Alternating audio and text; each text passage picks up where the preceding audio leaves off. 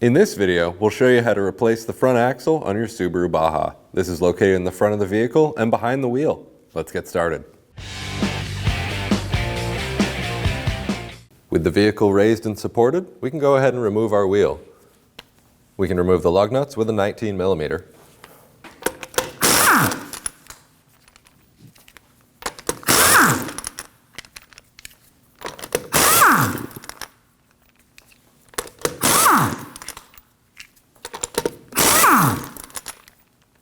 If the wheel's stuck on, you can thread one lug nut on a few turns. I'm going to use a dead blow hammer on the back side of the wheel. I'm going to strike the tire, trying not to hit the rim.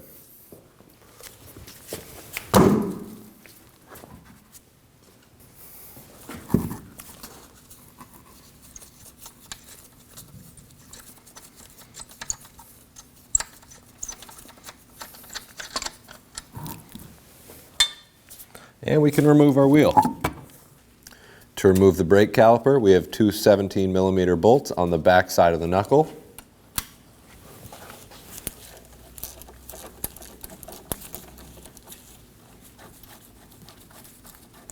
I'm going to leave that one in just a little bit while I loosen up the other one.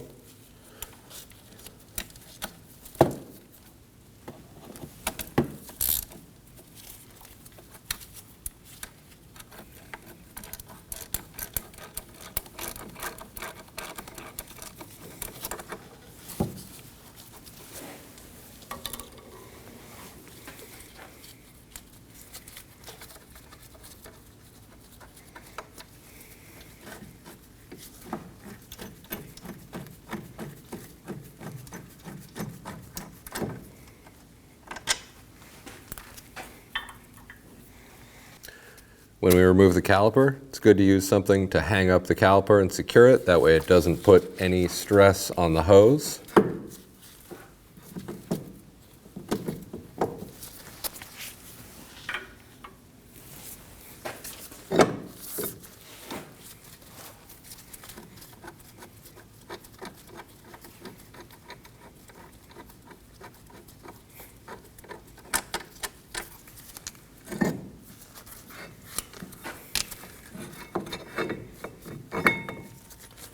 We can pull the caliper off,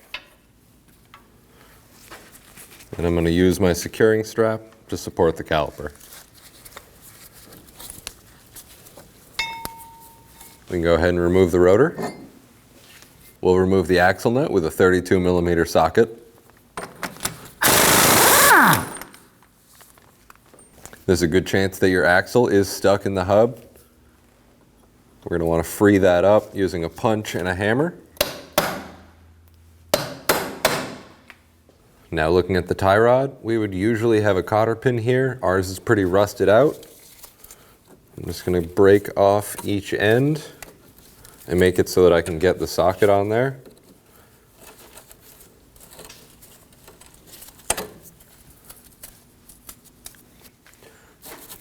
Just use a wire brush to clean up the edges. Make it a little easier to get the socket on.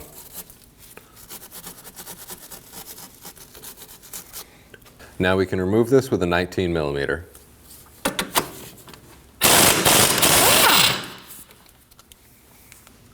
Now we'll thread the nut back on just a little bit.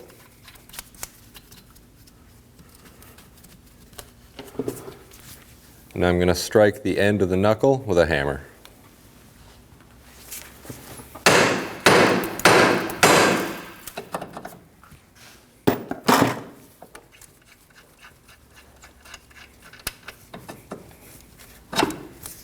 We can use a 12mm to remove the ABS sensor bolt.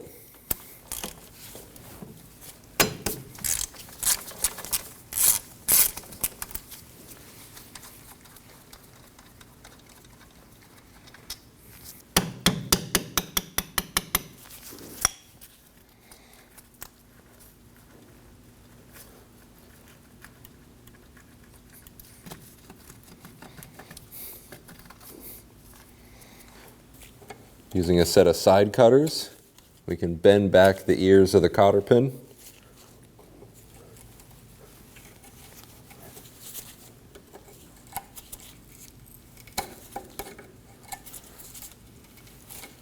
And then you can start to grab the cotter pin on the back side and pry it out.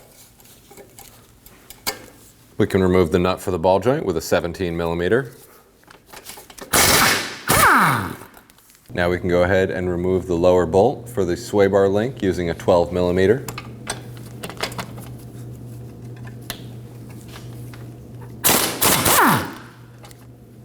Now I'm using a pry bar and a hook on the lower control arm. We'll go ahead and lower that down and off the ball joint.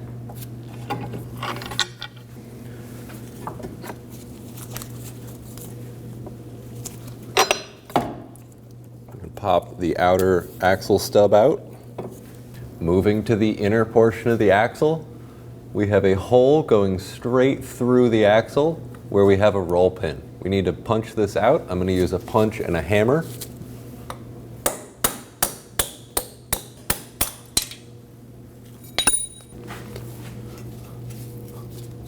Now we can go ahead and slide the axle off of the transmission stub. Note that the hole going through the axle needs to line up with the stub on the transmission. We can start to get our axle in.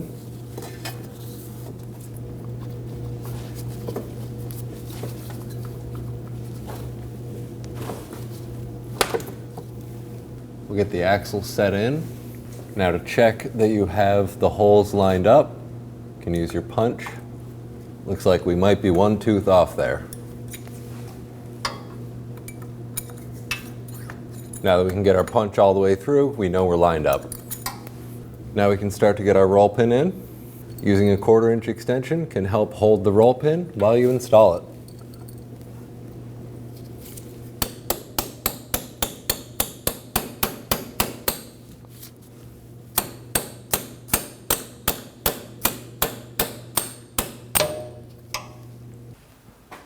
Now we can lube the shaft of the axle. Just on the splines though, you want to try to avoid getting any on the threads. Now we can get the axle lined up with the hub. Now we can pry down on the arm.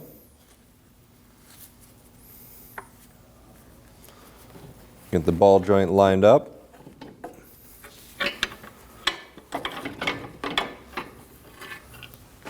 And get the castle nut onto the ball joint.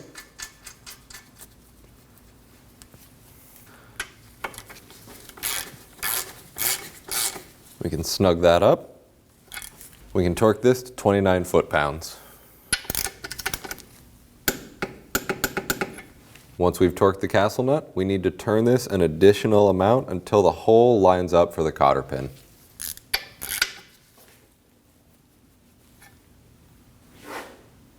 We can install the cotter pin. Now using a set of side cutters, you can turn each of the ears around the nut. That'll help keep it from spinning.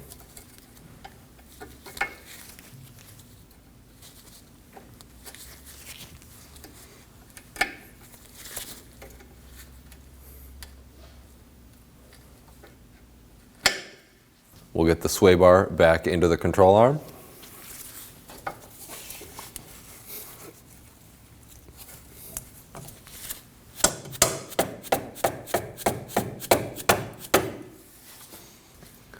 I'm going to use a punch to line up the sway bar link with the control arm.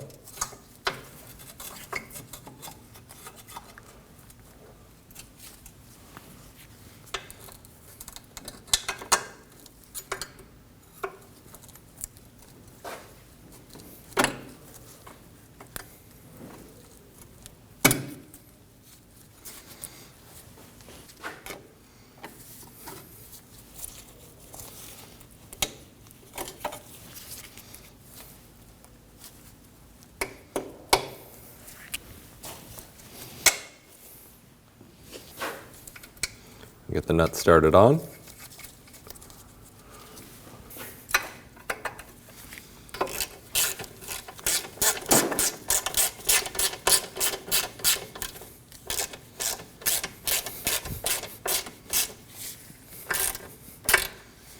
And we'll just snug that down.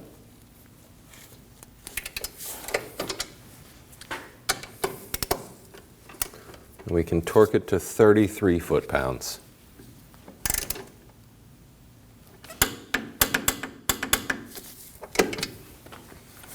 Now we can get our outer tie rod back into the knuckle.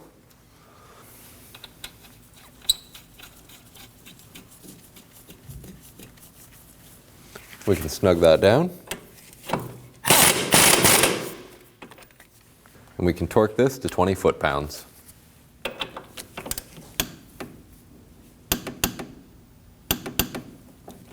In order to get the cotter pin in, you may need to turn the nut in order for the crenellations to line up with the hole for the cotter pin. We get our cotter pin in.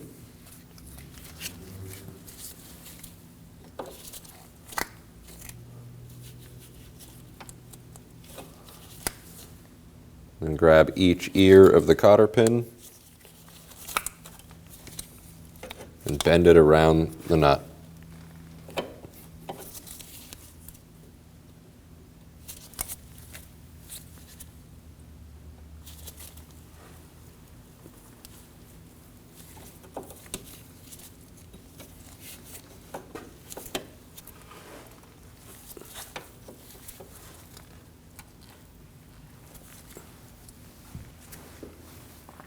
We get our ABS wheel speed sensor back in the knuckle.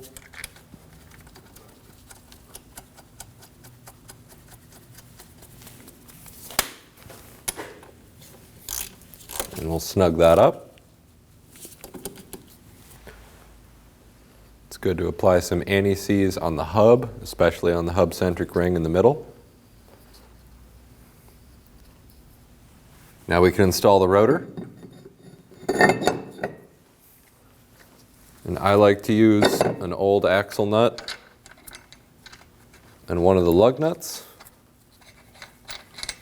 And that'll help hold the rotor to the hub while we install the brake caliper. Now we can line the caliper up over the rotor.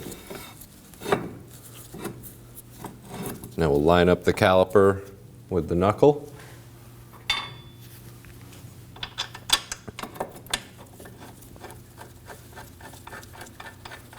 And get our caliper bracket bolts started in.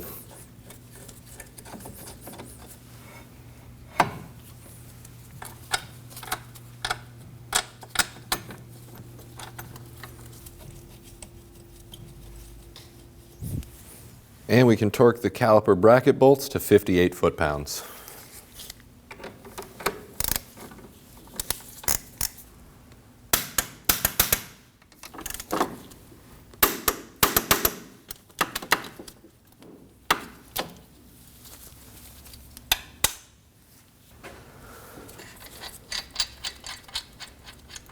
We'll remove our lug nut and the old axle nut. And we can install the axle nut onto the axle. We'll snug down the axle nut. If you don't have someone to hold the brake pedal for you, you can certainly use a pry bar between two of the studs. You want to be careful not to damage the studs while you do this though. And we can torque the axle nut to 162 foot-pounds.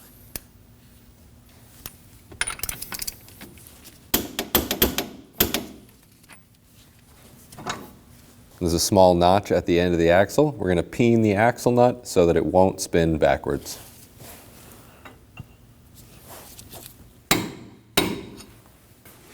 And we can install our wheel. Just line up each of the studs.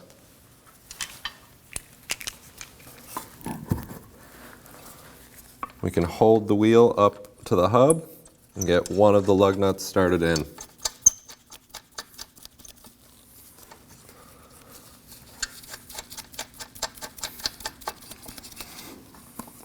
Get that one in all the way, and that'll hold it in while we get the rest on. Now we can snug these up.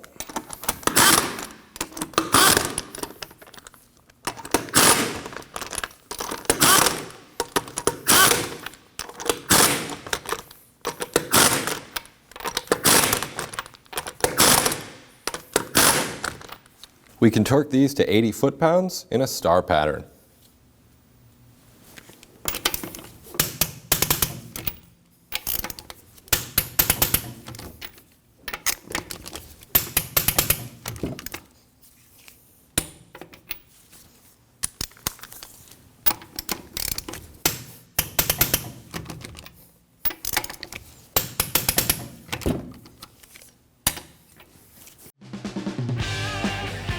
When only the best will do, demand TRQ. The only company that lets you view before you do. TRQ is committed to offering the highest quality aftermarket auto parts that are engineered for peace of mind. Thanks for using and viewing with TRQ.